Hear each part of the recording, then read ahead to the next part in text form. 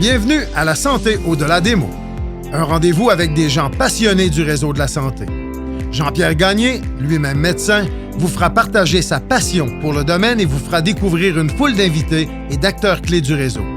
Voici votre animateur, le docteur Jean-Pierre Gagné. Bonne écoute.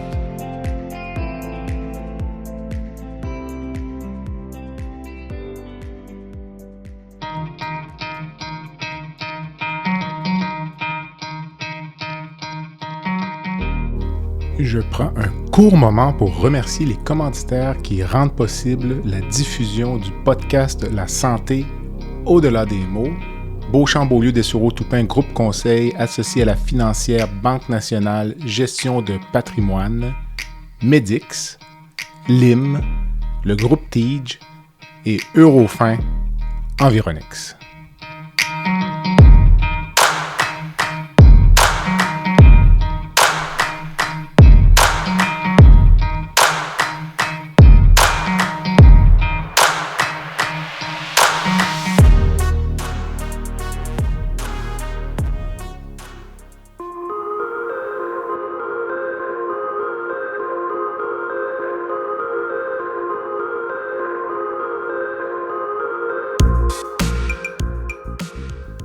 Chers auditeurs, cet épisode a été enregistré avant l'annonce de la démission de messieurs François Legault et Christian Dubé. Cette semaine, au balado La Santé au-delà des mots, on aborde une question fondamentale. Les besoins du patient passent-ils encore réellement en premier dans notre système de santé? Je reçois Pierre Blain, directeur général des usagers de la santé du Québec, pour une discussion franche sur les droits des usagers, la gouvernance du réseau et l'impact des récentes réformes.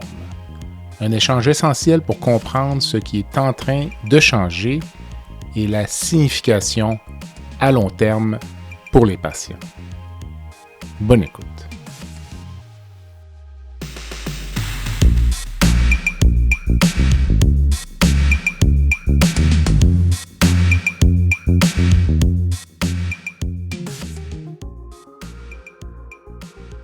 Monsieur Blain, bon matin. Oui, bonjour, ça va bien? Ça va bien, merci. Merci d'avoir accepté l'invitation au balado La Santé au-delà des mots pour discuter de...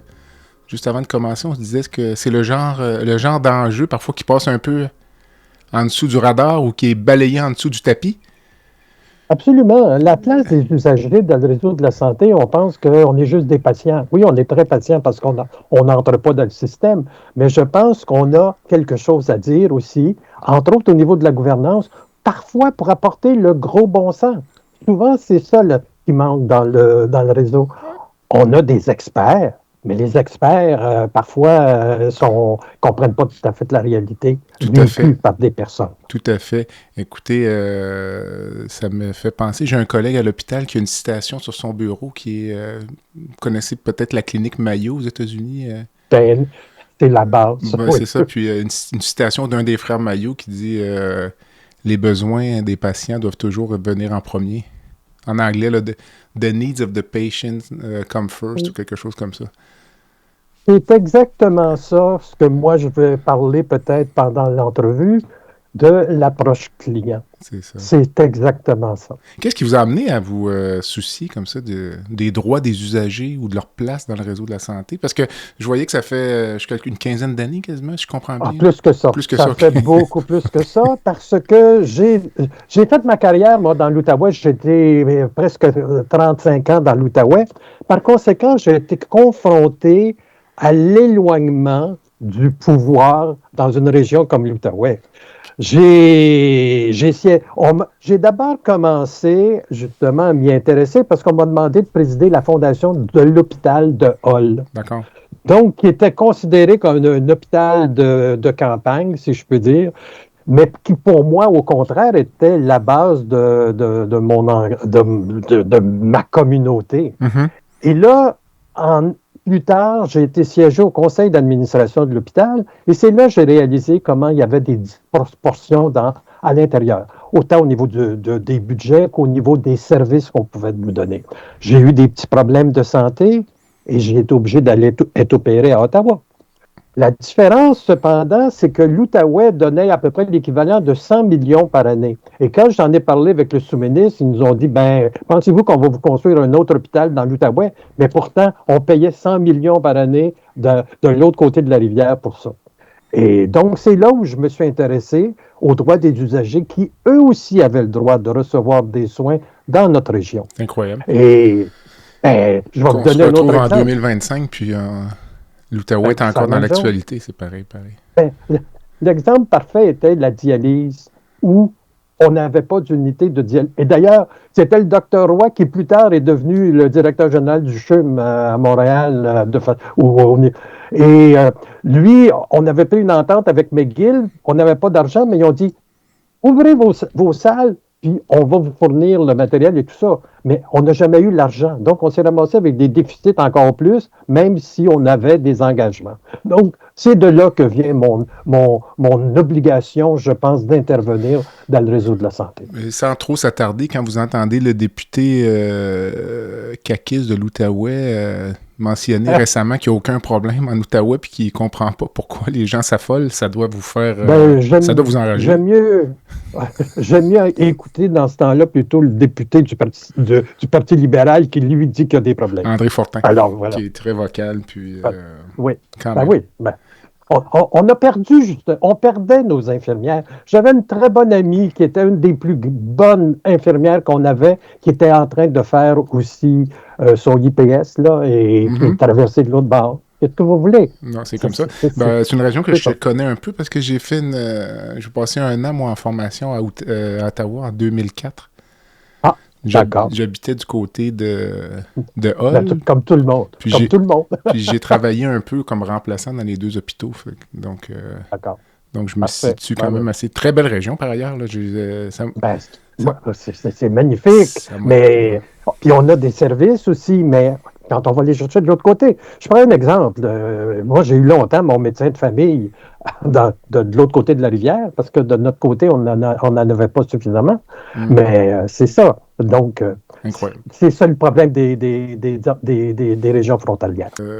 Vous dirigez un organisme... Il y a plusieurs organismes.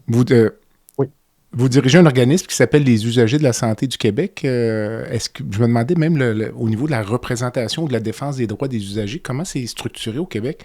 Est-ce qu'il y a plusieurs organismes qui se compétitionnent un peu ou c'est bien structuré, disons? Oui, il y a plusieurs organismes qui se compétitionnent, mais qui ont chacun une mission particulière. D'accord. Dans le cas des usagers de la santé du Québec, nous, on ne représente pas les comités. Je travaillais dans le temps dans un regroupement de comités d'usagers et à ce moment-là, j'avais des conversations, entre autres, avec le commissaire à la santé du Québec tout le temps. Et on s'est rendu compte qu'on n'avait pas un organisme indépendant comme tel qui pouvait, lui, faire de la représentation. Et c'est de là qu'est venue, en 2012, l'idée de créer les usagers de la santé du Québec. D'accord. Par conséquent, on représente des usagers qui sont membres chez nous. On a à peu près 1800 membres comme tels. Et notre but est surtout de défendre pas seulement de défendre les droits, mais de travailler à la transformation du système. D'accord. Le but premier, d'ailleurs, était de pouvoir avoir un peu plus de données statistiques et de données, justement, de recherche. Cependant, ça prend des ressources, donc on y travaille.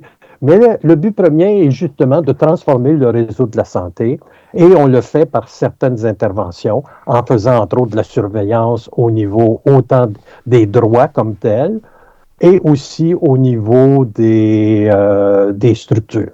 Ce qui finalement nous amène à parler un petit peu de la nouvelle, la réforme de Santé Québec, là, que vous, j'imagine, êtes-vous avisé de cette réforme-là ou c'est parce que vous suivez l'actualité liée à ça que... Comment ça... Moi, je suis, parce que ça fait partie du travail de notre organisation. Quand est arrivée, justement, la réforme... en passant, là, j'aimerais vous dire une chose. Déjà, moi, en 2017, il y avait eu un PDG d'un établissement qui m'avait téléphoné et qui m'avait dit « Monsieur Blain, êtes-vous au courant qu'on est en train de travailler à transformer la loi? » J'ai dit « Non, je n'ai pas été consulté. » J'avais demandé au ministre du temps qui m'a dit « Oh non, on ne travaille pas là-dessus. » Sauf que depuis 2017, les fonctionnaires travaillaient sur une réforme et un changement complet de la loi sur la santé. Pour une raison bien simple, avec l'expérience que j'ai, c'est que beaucoup de choses à l'intérieur du réseau ne convenaient pas aux fonctionnaires. C'est pourquoi, quand est arrivé le projet de loi 15 présenté par M. Dubé, notre mémoire a été la victoire de la bureaucratie sur la voie citoyenne. Pour moi, ce que je voyais là-dedans était exactement tout ce qui allait à l'encontre d'un réseau de la santé axé vraiment sur la personne, mais plutôt axé sur les besoins d'une organisation. Pour moi, c'était bien clair. Non, mais en fait, on y voit, il y a plusieurs intervenants actuellement dans la société qui soulignent un peu cette dérive là, du gouvernement où... Et c'est là où moi, je ne comprends absolument pas comment se fait-il qu'il n'y a pas eu... Il y a maintenant une levée de bouclier avec la loi 2, bien sûr. Mais on n'a pas eu avec la loi 15.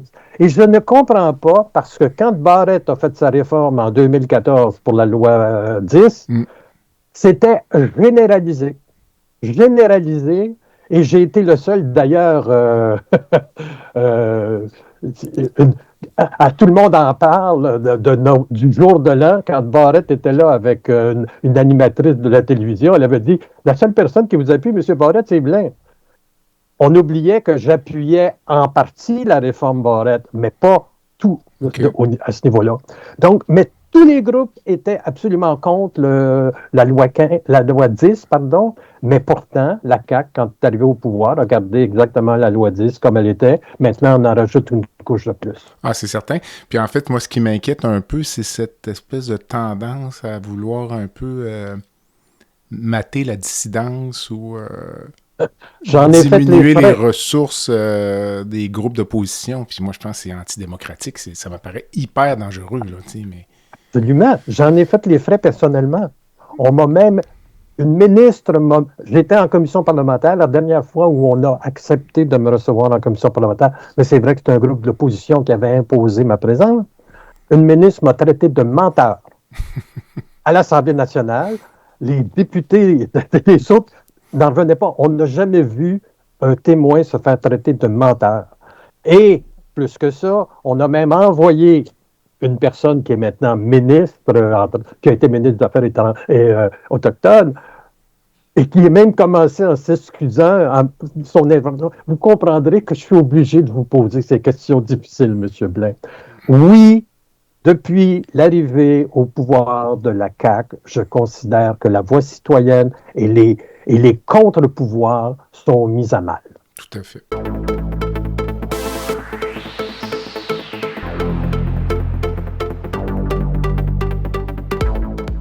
L'IMSanté est fier de lancer Emilia, la toute première application qui permet aux patients de se concentrer pleinement sur leur échange avec leurs professionnels de la santé, tout en générant automatiquement des notes claires, faciles à consulter, à traduire et à partager avec un proche ou un autre professionnel.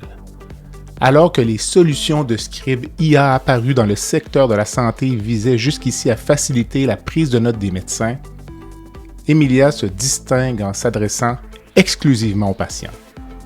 Elle marque ainsi une étape décisive en matière d'innovation en santé au Québec et au-delà.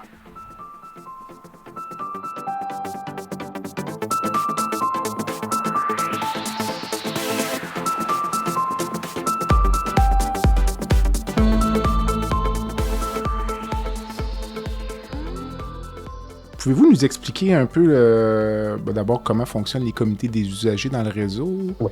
Leur rôle, Oui. parce qu'il y a comité d'usagers, comité de résidents. Moi-même, écoutez, je vous avouerai que je suis tout à fait un profane dans...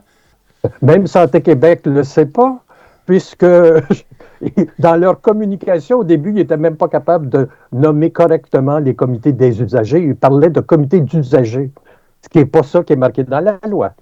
Les comités des usagers ont une vieille tradition. D'abord, c'était des comités de bénéficiaires. Des comités de bénéficiaires, c'est du monde qui donnait des chocolats des années 80, qui se sont transformés tranquillement et qui sont devenus plus tard, justement, des comités des usagers. Ça s'est produit principalement dans le milieu des années 90, jusqu'à ce que Philippe Couillard, décide de donner une mission beaucoup plus importante à partir de 2006 en leur donnant des mandats. Donc, les comités des usagers étaient des comités d'établissement, au même titre que le conseil des médecins, dentistes, que le conseil des infirmières, etc., etc. C'est un comité d'établissement. La différence, c'est qu'eux avaient des mandats spécifiques et surtout, ils avaient une indépendance que les autres comités n'avaient pas. Entre autres, le conseil des médecins dentistes doit faire approuver ses règlements par la direction générale ou le conseil d'administration dans le temps. C'était marqué spécifiquement dans la loi que les comités des usagers étaient autonomes et n'avaient pas à faire approuver leurs règlements et avaient un budget qui leur était propre. Par conséquent, ça donnait une autonomie beaucoup plus grande. Vous n'aviez aucun compte à rendre, finalement, à toute fin pratique. Oui, okay.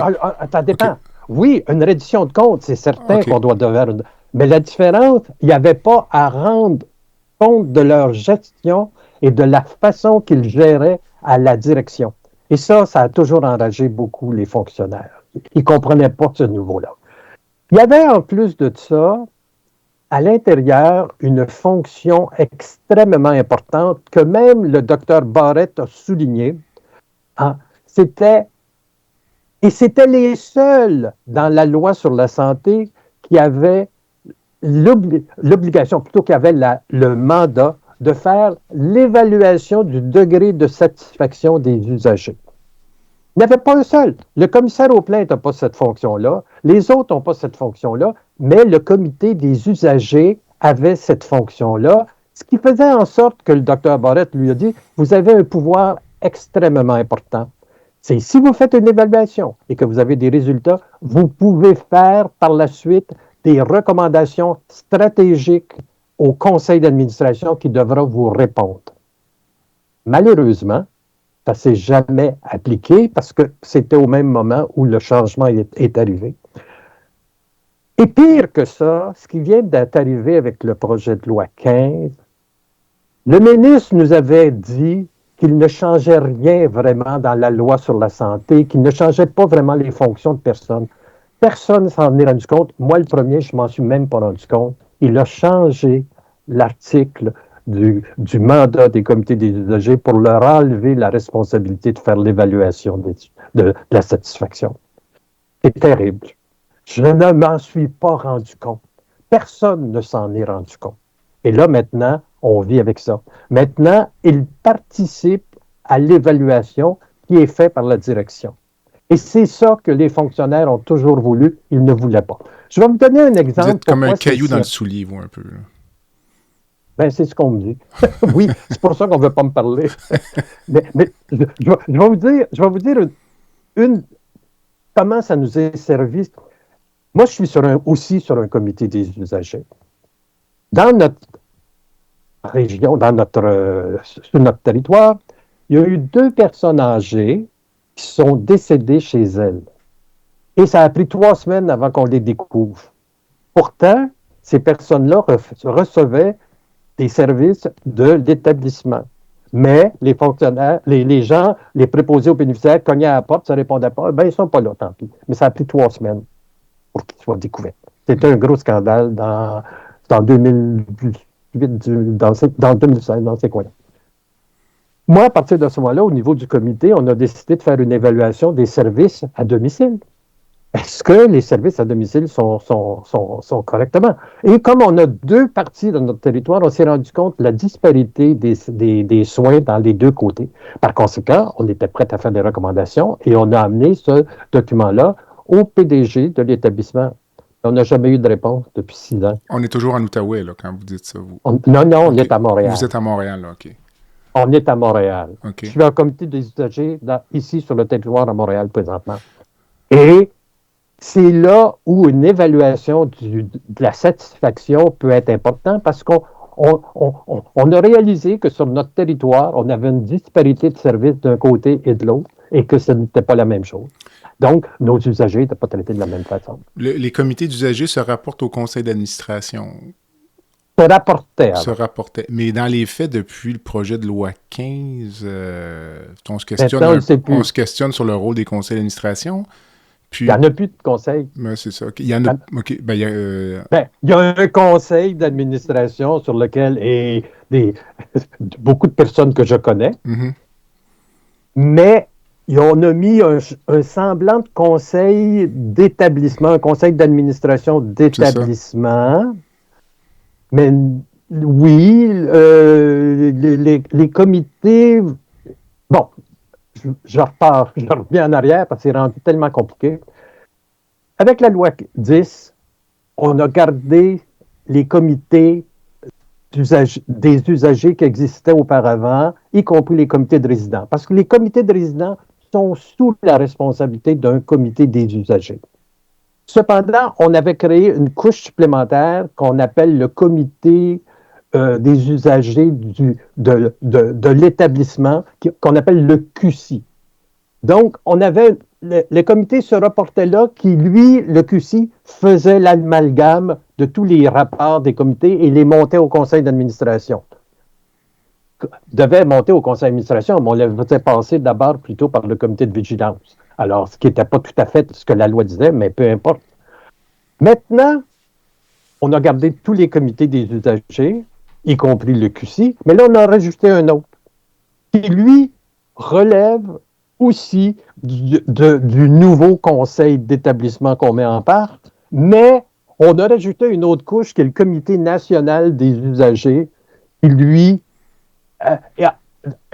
donne présentement des directives. Et en passant, le Comité national des usagers, ce n'est pas une affaire nouvelle, ça fait depuis 2012 aussi que le Conseil pour la protection des malades le demandait. Mais là, maintenant, avec ce qui vient d'arriver, puis avec les communications qu'on a faites, ben là, ils ne sont plus d'accord avec le Comité national parce qu'ils trouvent que le Comité national ne les écoute pas.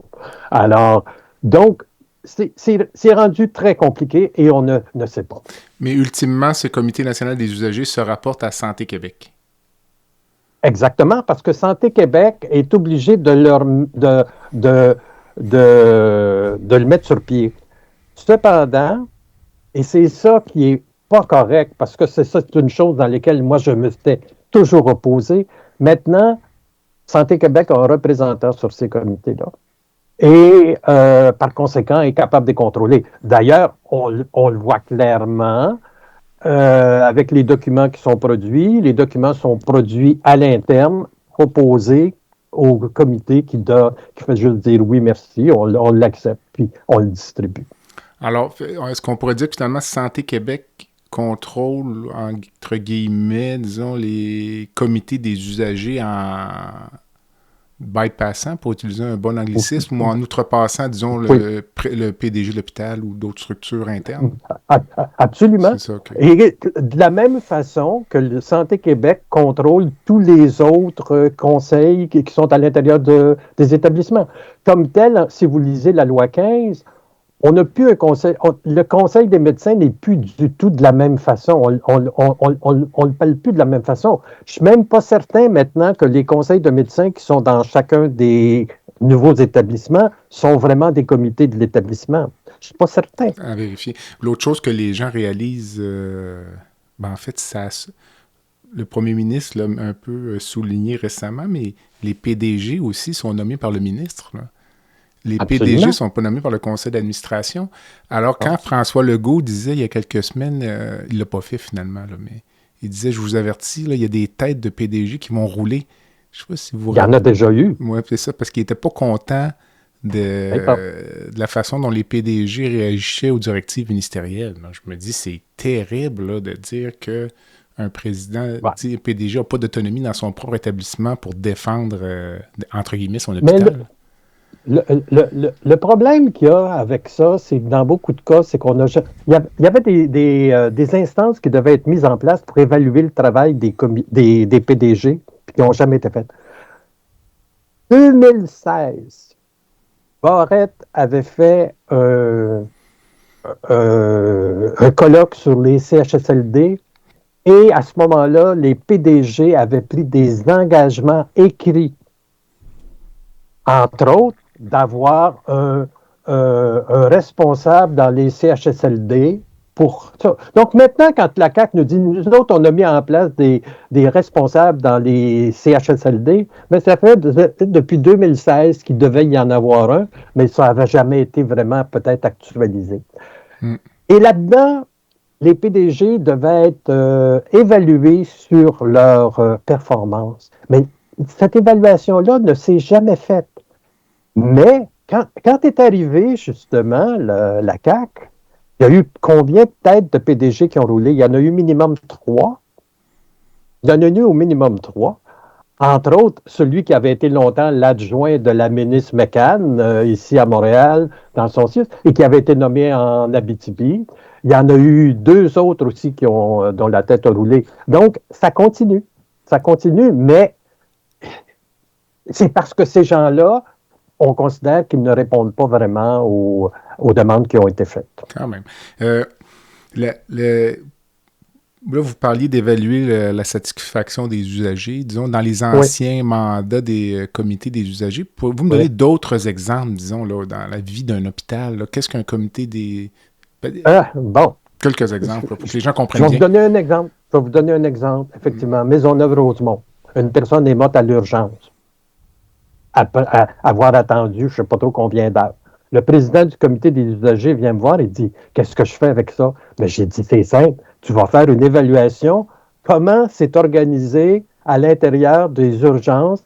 Combien de temps les gens doivent attendre? Comment le triage se fait? » Donc là, à partir de ce moment-là, quand on parle aux usagers et qu'on dit « J'ai attendu 12 heures, 20 heures ou quoi », ben, on se rend compte que peut-être que le travail n'est pas bien fait. Donc, c'est un exemple. D'ailleurs, il y a eu d'autres exemples où on a vu des personnes qui sont décédées à l'urgence. L'autre chose aussi que le comité des usagers peut faire, c'est de l'observation. J'ai écrit, moi, avec 2 professeurs d'université, un chapitre dans un livre qui parle de la bientraitance, entre autres au niveau des personnes âgées.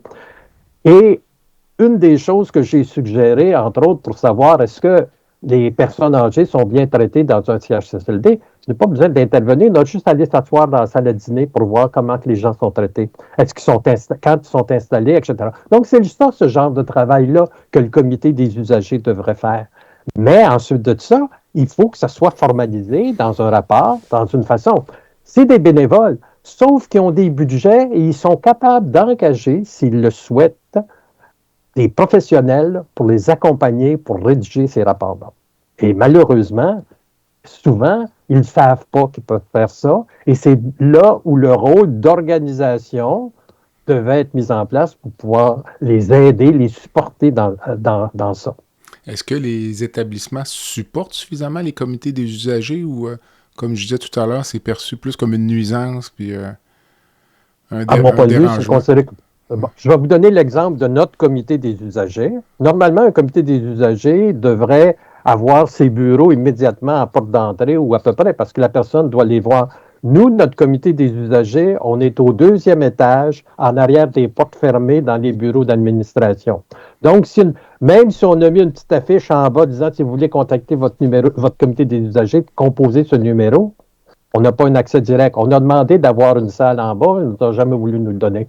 La seule place où j'en ai vu qu'il y en avait vraiment un comité des usagers où il avait été accessible, c'est au CHUM, dans le nouveau CHUM ici à Montréal. Donc, où là, le bureau est vraiment à l'entrée près des services où tout le monde parle. Donc, mais autrement, personnellement, je considère que les gens ne sont pas correctement traités là-dedans et on le voit de plus en plus. Et je pense. La composition de ces comités-là, c'est... Monsieur et madame tout le monde? OK. Des gens qui justement s'intéressent. Et moi, j'ai vu des gens admirables là-dedans. Je veux dire, il y a des gens d'expérience, il y a des personnes qui s'engagent. Il y a beaucoup de personnes retraitées, effectivement, mais c'est des gens qui ont du temps, qui peuvent passer 10 heures, 15 heures, 20 heures semaine pour faire ce travail de bénévole et recevoir. Une partie de leur travail, et justement, nous, c'est ce qu'on fait dans notre comité, entre autres, c'est de l'évaluation de la satisfaction.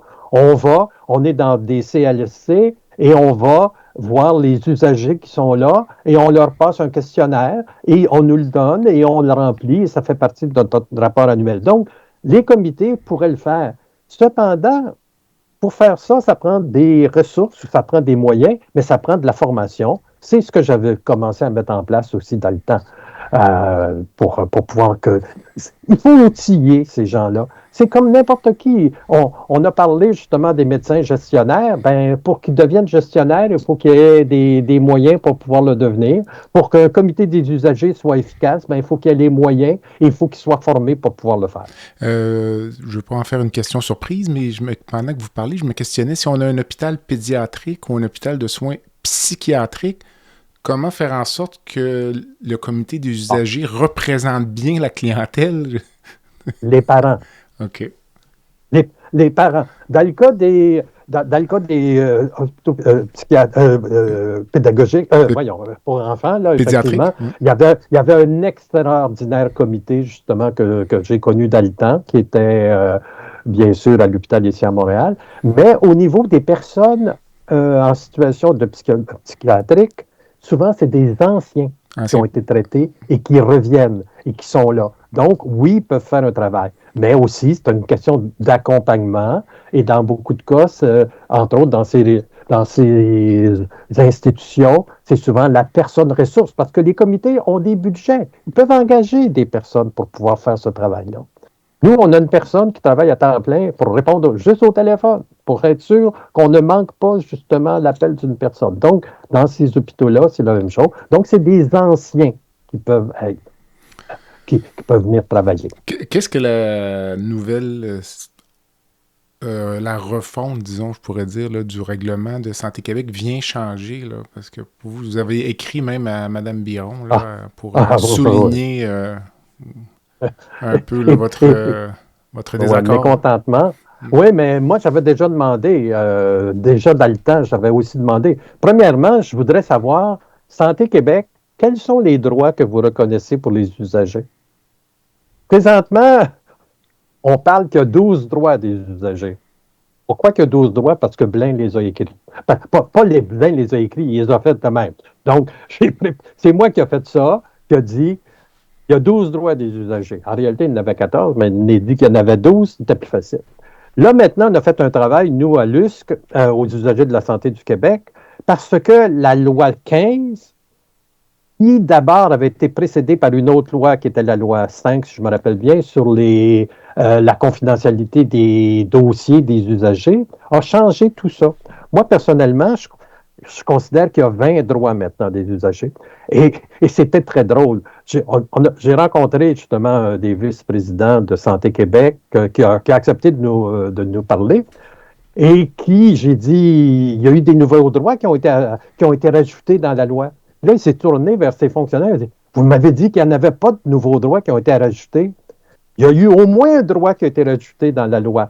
Quand on parlait de l'information, le droit à l'information, c'est un droit qui était déjà dans la loi. Cependant, la nouvelle loi 15 a rajouté le droit aussi d'être informé des incidents, accidents. Chose qui n'existait pas avant. On était informé sur nos santé, mais il n'y avait pas d'obligation dans la loi d'informer sur les incidents, accidents. Pour moi, je trouve que c'est un droit extrêmement important et personnellement, un de mes instruments de travail à chaque année est le rapport qui est fait sur les incidents et accidents dans le réseau. Pour moi, c'est ma base de mon travail et j'ai beau répéter qu'il y a plus de morts dans le réseau de la santé qu'il y en a sur les routes au Québec et personne ne m'écoute. Vous voulez dire des morts secondaires à des incidents et accidents? Suite à des accidents. OK. À l'intérieur du réseau, il y a au-delà de 425 décès directement liés à un accident à l'intérieur du réseau. Dans beaucoup de cas, ce sont des chutes de personnes âgées, bien sûr, mais ça se passe à l'intérieur du réseau. Quand une personne tombe sur un trottoir ou qui est frappée par une voiture, ben, c'est un accident de la route. Et c'est compté, mais il y en a moins. Au Québec, il y en a à peu près 250, puis dans le réseau de la santé, il y a au-delà de 425 décès. Pouvez-vous imaginer le nombre d'incidents et accidents d'agression sexuelle aussi dans le réseau. C'est comptabilisé. Tout ça est comptabilisé dans ce rapport-là. On dévie un peu, mais effectivement, parce qu'il y a certains corollaires à faire avec l'aviation, si vous voulez, là, donc sur la prévention des risques, puis comment dire, une culture qui n'a jamais été mise en place dans le réseau de la santé par rapport dans l'aviation. On le voit souvent dans l'aviation, là, il y a un accident avec un type d'avion, tous les avions sont au sol jusqu'à ce qu'on règle le problème. Puis si on avait établi dès le début cette culture-là dans le réseau de la santé, il y aurait beaucoup moins de décès accidentels parce qu'on réglerait les problèmes au fur et à mesure. Puis... Et pour moi, c'est là aussi le comité des usagers a une responsabilité en regardant ces rapports-là. Mais sauf que ce que vous dites là, Régent Hébert avait commencé, parce que moi je me souviens, il avait mis sur pied un comité, entre autres, pour les chutes. Comment pouvons-nous éviter les chutes? Effectivement, il y a eu un rapport qui a été fait, qui a été apporté et qui a été jusqu'à un certain point mis en place, mais il y a des moyens de le faire. Moi, j'ai eu des compagnies aussi qui m'ont approché pour me dire, nous, on a des moyens peut-être pour éviter justement ce genre de choses-là. Récemment, entre autres, j'ai vu une compagnie de vêtements qui fait comme des poches à l'intérieur qui peuvent se gonfler si la personne tombe, exactement comme dans une voiture quand on a un accident et qu'il y a l'airbag qui... Le podcast La santé au-delà des mots est une présentation du groupe conseil Beauchamp, Beaulieu, Dessureau, Toupin de la financière Banque nationale Gestion de patrimoine. Comme nous croyons que la santé financière fait partie de la santé globale, nous sommes heureux de nous joindre au Dr Jean-Pierre Gagné pour vous souhaiter une bonne saison de La santé au-delà des mots.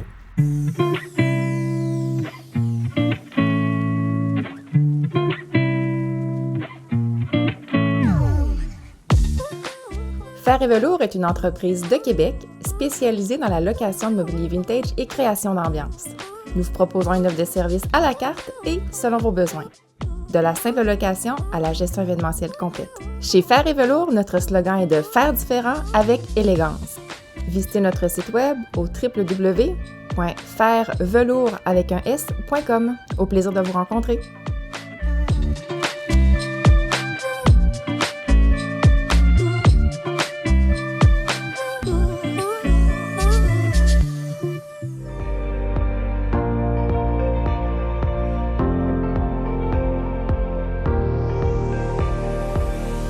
Vous avez des commentaires ou un sujet à nous proposer ou même faire partie de nos invités, visitez le site web de notre balado à www.baladosanté.ca ou sur notre page Facebook de la santé au-delà des mots.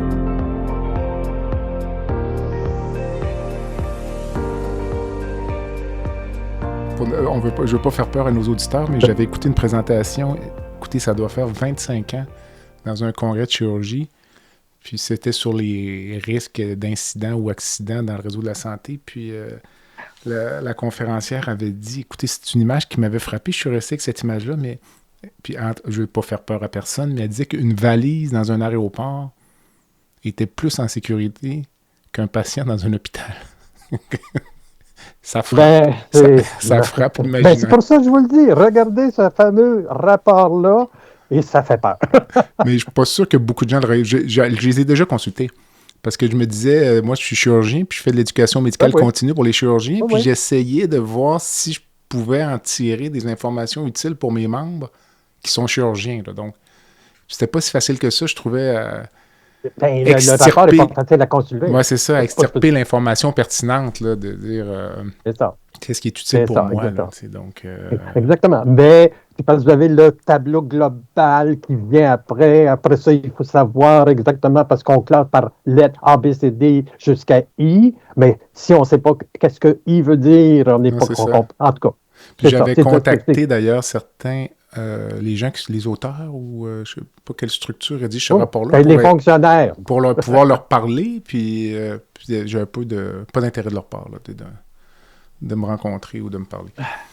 C'est parce que ça a été souvent vraiment caché, ce rapport-là. C'était publié la semaine de Noël, juste un peu avant Noël, et le rapport datait d'à peu près 2 ans, puis il y a été longtemps où tous les établissements ne fournissaient pas leurs chiffres. J'ai fait partie de tout ce comité-là là, pour essayer de faire changer les choses. Quand même. Alors, pour revenir, disons, à ce que je vous demandais tout à l'heure, actuellement, le nouveau cadre de Santé Québec là, qui, entre guillemets, vous enrage, là, qu'est-ce que ça change dans les faits qui fait que c'est inadmissible ou inacceptable pour vous?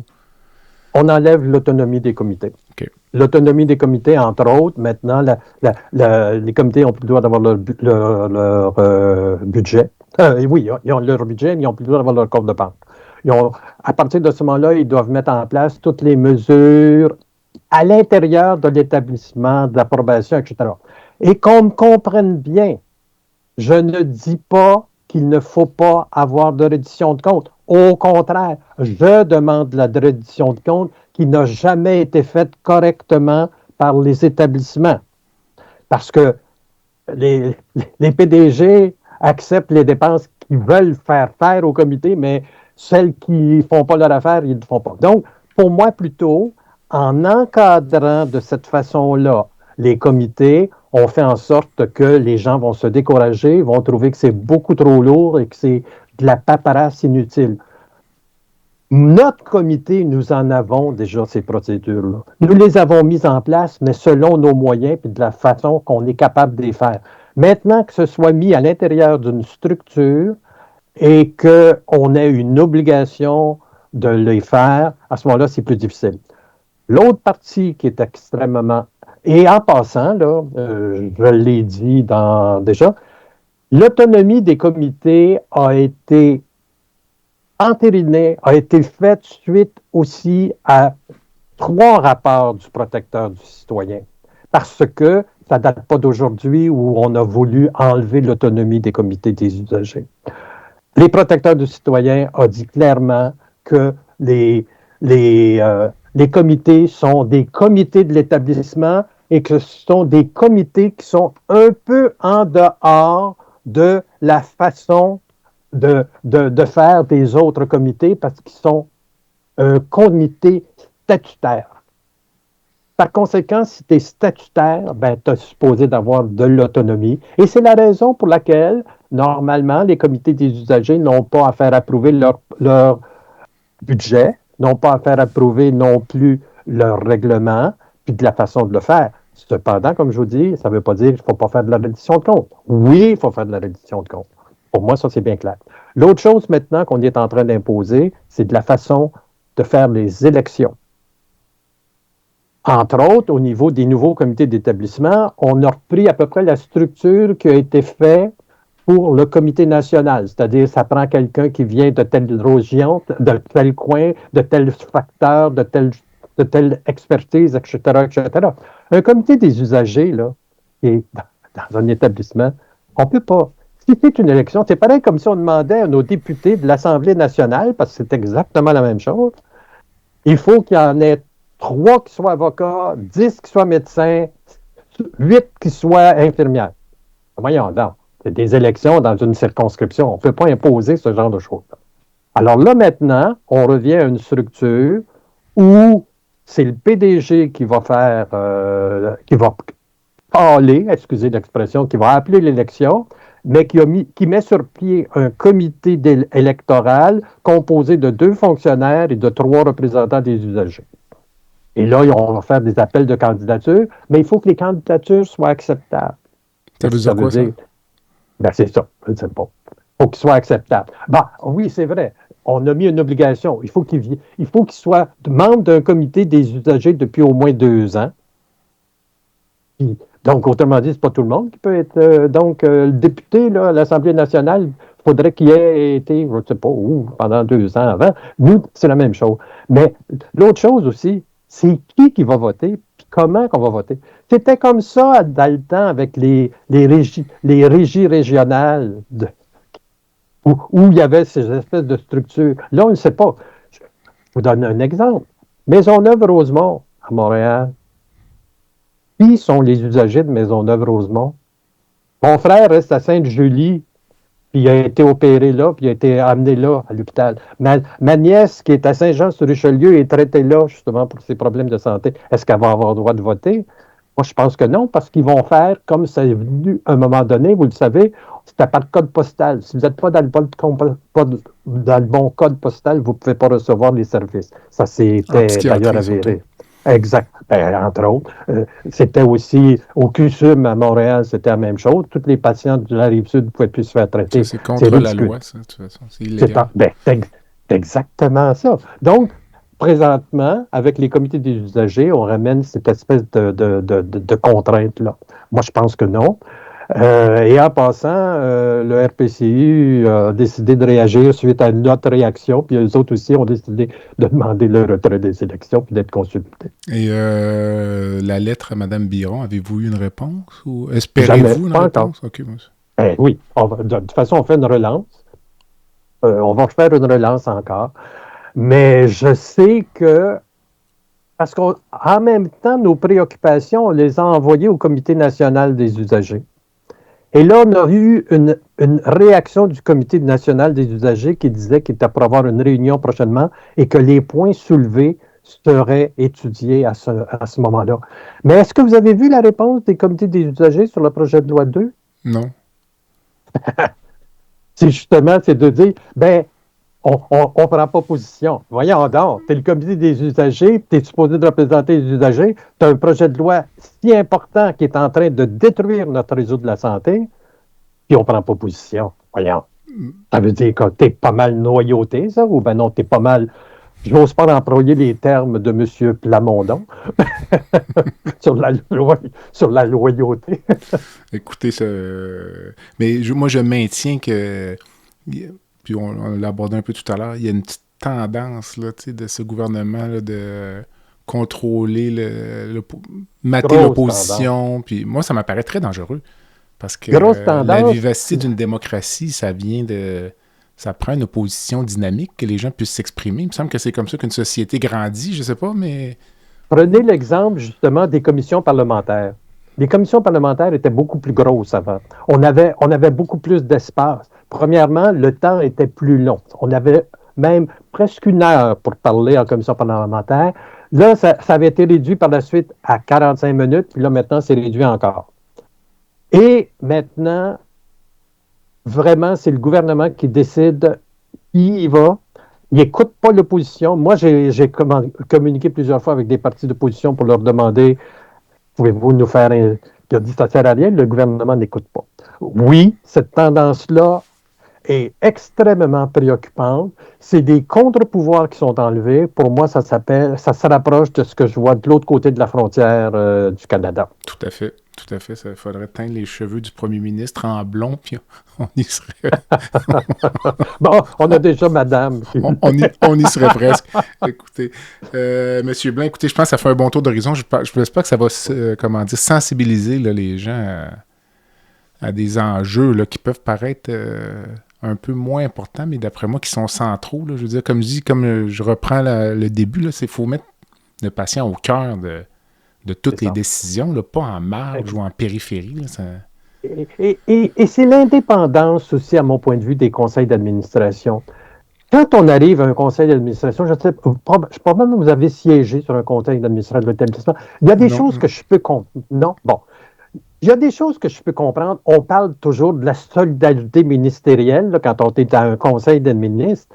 Mais là, présentement, quand on est à l'intérieur d'une structure supposément démocratique, je pense qu'il faut que la parole citoyenne ou la parole des personnes qui sont là soit permise et facilement étendue. Présentement, quand vous siégez sur un conseil d'administration, vous n'avez pas le droit de prendre position contre votre conseil d'administration, à moins de démissionner. Et ça, j'en ai eu des exemples dans le passé. C'est interdit. Et ça fait partie du code de déontologie qu'on nous impose. Mais ça ne sert à rien d'aller là. La seule façon, d'ailleurs, dans beaucoup de cas, certains présidents de comité des usagers ne voulaient pas aller siéger au conseil d'administration parce qu'ils perdaient leur droit de parole. Donc, à ce moment-là, s'ils voulaient continuer à faire... C'est pour ça que je dis, quand on est dans un réseau de la santé, il faut au moins qu'on puisse avoir cette liberté de s'exprimer. Ben oui. Et c'est pas juste d'aujourd'hui, là. C'était comme ça aussi dans le passé. J'ai eu des cas, on est obligé de se battre. On s'est même rendu devant un tribunal pour pouvoir le faire invalider, ces choses-là. Mais ça fait partie des pratiques. Quand tu es sur un conseil d'administration, tu n'as pas le droit de prendre position autrement. Tu peux le faire, mais tu le fais dans certains cas avec les comités internes. Là tu peux t'exprimer, mais quand tu arrives en public, tu n'es plus supposé de rien dire. Ok. Tu as une seule personne qui a le droit de parler. À suivre. Écoutez, là, je pense qu'il y a beaucoup de voix qui se lèvent dans la société civile. Là, on va peut-être arriver à faire bouger Je comprends pas pourquoi ils ne sont pas levés plus que ça quand 15 est arrivé, puis que 2 maintenant, on le voit, ils le font. Bon. Ben, quand on a vu la sortie du barreau, par exemple, ça, c'est significatif quand même. Là. Donc, je sais pas. À suivre. Écoutez, Monsieur Blais, très intéressant. Il y a toujours une petite baguette magique dans mon balado, donc on atterrit ça un peu plus doucement. Si je vous laissais changer par magie une chose dans le réseau de la santé aujourd'hui, ça peut être plus qu'une, mais... Ouais, mais j'en ai une. Je vous écoute. Vous avez glissé un tout petit mot tantôt quand vous avez parlé de la clinique Mayo. OK. Approche client. Approche client. Je l'ai vu aux États-Unis. Récemment, j'ai un de mes amis qui a été hospitalisé dans le Maine et j'ai été le chercher et j'ai vu cette approche-là. Mais moi, j'irai encore plus loin parce que je changerais le nom des commissaires aux plaintes pour les appeler service à la clientèle et je leur donnerais des pouvoirs exécutoires assortis d'un budget pour régler certains cas. Je donne un exemple. Une personne qui doit recevoir des soins à domicile. Il y a présentement une grande problématique au niveau des soins à domicile où on réduit le nombre d'heures. Des familles m'appellent, me disent on avait 20 heures semaine, maintenant on est réduit à 12. Mais moi, je pense qu'un commissaire au service à la clientèle devrait avoir un petit budget pour pouvoir rétablir ce genre de choses. Ben oui, c'est utopique. Ben, c'est pour ça qu'on a des baguettes magiques. Exact. Puis avez-vous une rencontre de rêve, une personne que vous auriez aimé connaître, vivante ou décédée là aujourd'hui? Ou... Ben, c'est 2 personnes que j'ai connues et que j'aimerais revoir pour qu'on discute aujourd'hui ensemble. Parce que je suis très gourmand, j'en veux 2. Claude Castonguay et Monique Bégin. Toutes les 2, c'est des gens avec qui j'ai eu des discussions. Et j'aimerais ça qu'on s'assoie les 3 ensemble aujourd'hui et qu'on regarde qu'est-ce qui est réduit maintenant de notre réseau de la santé. Est-ce que c'est ça qu'on voulait? Est-ce que maintenant, on n'aurait pas dû prendre d'autres décisions et comment on aurait pu le faire? Je pense que ça pourrait être intéressant. Ben, Claude Castonguay avait écrit pas mal. Moi, j'ai lu, écoutez, je pense que j'ai lu pas mal tous ses livres. Là, les gens qui lisent peuvent quand même comprendre l'évolution de sa philosophie. Puis, c'est ça. Puis Monique Bégin, c'est elle qui a mis en place au fédéral la loi sur la santé. Mais Monique, ensuite de ça, a été à l'Organisation mondiale de la santé. Et elle a vu justement comment il fallait rajouter des choses au niveau de tout le réseau de la santé.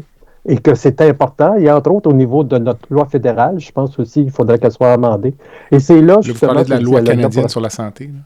Exactement. Et que Monique Bégin avait mis en place en 1982, je pense, quelque chose du genre. Alors, j'ai eu des bonnes discussions avec elle. Avez-vous déjà discuté avec Claude Castonguay? Parce que souvent, on parle actuellement de... je ne sais pas si vous aviez discuté avec lui, on parle souvent de... Il y en a qui appellent ça quasiment la terre originelle, là, le fait d'avoir laissé aux médecins leur statut de travailleur autonome lors de la création de l'assurance maladie. C'est une discussion que vous avez déjà eue avec lui précisément? Ou... À ce niveau-là, non, parce que c'était récemment, quelques années avant, il y a peut-être une dizaine d'années où je l'ai rencontré avant sa mort. Ouais. J'ai parlé plus avec sa fille, bien sûr, qui est venue dans certains de mes colloques que j'ai organisés. Mais je pense que, d'ailleurs, il ne voulait pas, justement, ce qui est arrivé. Mais sauf que ça a été imposé à ce moment-là aussi, parce que pour toutes sortes de raisons. Mm-hmm. Mais pour moi, je pense que ça prend un heureux mélange. Et je considère aussi qu'il faut qu'on revienne au concept des CLSC. Okay. C'est pas nécessairement facile. Moi, j'ai beaucoup d'amis français qui sont médecins, mais qui sont plus dans un système semblable. Tu as bien sûr les gens qui sont propriétaires de cliniques, etc., qui ont d'autres choses, des grands professeurs, mais tu as aussi tout le concept de médecine communautaire qui sont faites en France. Les médecins ne sont pas payés très cher dans ce genre de système-là, là. Mais c'est un choix qu'ils font parce qu'ils ne veulent pas travailler plus, etc., etc. Mais tu peux voir un médecin en 2 jours ou quelque chose de genre, mais tu payes. Bien sûr, tu as toujours une petite obligation de payer. Nous, présentement, notre système est complètement gratuit. Est-ce qu'il faut qu'on vienne là-dedans? Je ne pense pas que ce soit une question de faire payer la personne. Ben ça, c'est des choses que Claude Castonguay avait écrites d'ailleurs. Ben lui, notamment, puis il s'était prononcé sur ce qu'il appelait le panier de service. Oui. Il faudra avoir la réflexion de savoir, on peut pas il dit, on peut pas tout le temps rajouter des choses dans le panier. Il va falloir envisager d'en enlever.